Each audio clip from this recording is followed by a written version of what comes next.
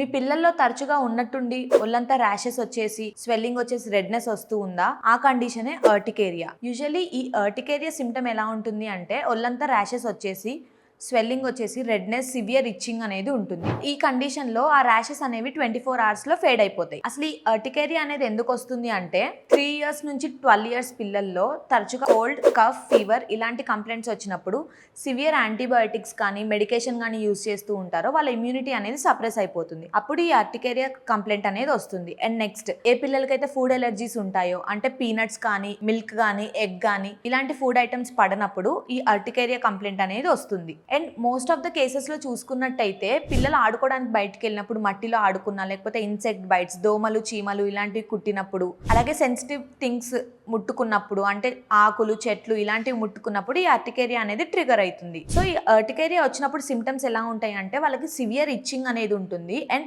ఒళ్ళంతా దద్దుర్లు లాగా వస్తూ ఉంటాయి. అండ్ రెడ్నెస్ అనేది కామన్. ఎక్కడైతే బాడీ ఇన్ఫెక్ట్ అవుతుందో అప్పుడు ఆ ప్లేస్ అంతా రెడ్ గా అయిపోయి స్వెల్లింగ్ వచ్చేసి సివియర్ ఇచ్చింగ్ అనేది ఉంటుంది. దానివల్ల పిల్లలకి నైట్ టైం నిద్ర అనేది ఉండదు. అండ్ ఈ అర్టికేరియా ఉన్నప్పుడు ఏం చేస్తామంటే యూజువల్లీ వైరల్ ఇన్ఫెక్షన్స్ అనేది పిల్లలకి ఎక్కువగా వస్తాయి. ఎప్పుడైతే ఈ viral infections cold, cough, fever వస్తూ ఉంటాయో ఆ టైంలో మనం చాలా మెడికేషన్స్ యూజ్ చేస్తూ ఉంటాం. యాంటీబయాటిక్స్ కానీ కొన్ని కేసెస్ లో అయితే స్టెరాయిడ్స్ కూడా యూజ్ చేస్తూ ఉంటాం. అప్పుడు ఆ ఇమ్యూనిటీ అనేది సప్రెస్ అయ్యి ఇలాంటి కండిషన్స్ వస్తూ ఉంటాయి. పిల్లల్లో ఇమ్యూనిటీ తగ్గిపోవడానికి ఫస్ట్ కామన్ కాజ్ ఏంటి అంటే వామ్స్. ఏ పిల్లలకైతే పొట్టలో నుల్లు పురుగులు ఉంటాయో వాళ్ళకి ఇమ్యూనిటీ అనేది కంపల్సరీ తగ్గిపోతుంది. ఎప్పుడైతే ఇమ్యూనిటీ తగ్గిపోతుందో వాళ్ళకి ఫస్ట్ ట్రిగర్ అయ్యే కంప్లైంట్ ఏంటి అంటే viral infections, cold, cough, fever ఇవన్నీ రికరెంట్ గా వస్తూ ఉంటాయి. సో ఆ రికరెన్సీ ఎప్పుడైతే పెరుగుతూ ఉంటుందో అది వచ్చిన ప్రతిసారి మనం మెడిసిన్స్ వేస్తూ ఉంటాం కాబట్టి ఆ మెడికేషన్ కి బాడీ అలవాటు పడిపోయి ఇమ్యూనిటీ అనేది పెరగకుండా అక్కడే సప్రెస్ అయిపోతుంది. ఈ వైరల్ ఇన్ఫెక్షన్ తర్వాత నెక్స్ట్ అటాక్ అయ్యే సిమ్టమ్ ఏంటి అంటే స్కిన్. సో ఆ ఇమ్యూనిటీ తగ్గిపోయినప్పుడు స్కిన్ మీద ఎలా ఎఫెక్ట్ అవుతుందంటే ఈ అర్టికేరియా రూపంలో ఎఫెక్ట్ అవుతుంది. అర్టికేరియా ఉన్న పిల్లలు కంపల్సరీగా చూసుకోవాల్సింది ఏంటి అంటే వాళ్ళ పొట్టలో నులి పురుగులు అనేది లేకుండా చూసుకోవాలి. సో మనం యూజువల్లీ ఏమనుకుంటాము అంటే పిల్లలు ఆడుకోవడానికి బయటకు వెళ్ళారు, మట్టిలో ఆడుకున్నారు, లేకపోతే ఏమన్నా తినకూడనివి తిన్నారు, అందుకే అర్టికేరియా వచ్చింది అని అనుకుంటాం. కానీ